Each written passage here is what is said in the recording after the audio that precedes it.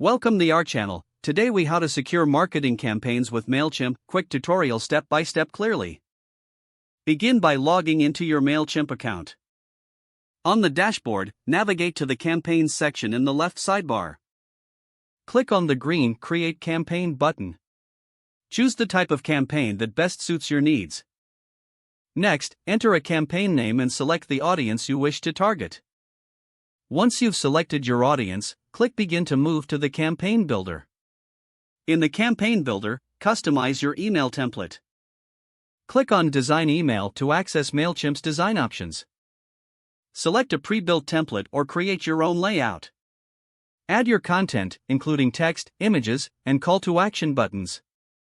After finalizing your design, click Save and Close. Return to the Campaign Builder and review your settings. Make sure to set up tracking options to monitor performance.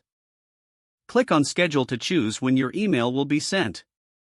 You can send it immediately or select a specific date and time. Before finalizing, double-check all settings and content for accuracy.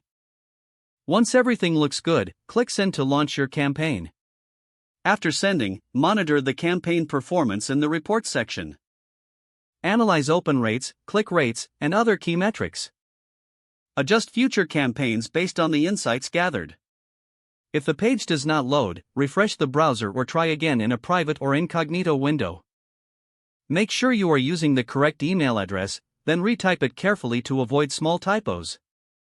If your password is not accepted, use the reset option and create a new strong password you can remember. Check your spam folder for verification or security emails, then complete any requested confirmation steps.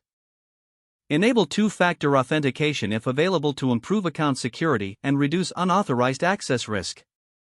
After signing in, review your profile details so your contact information and settings are accurate and current. If you see an error message, note it down and try again after restarting your device and internet connection.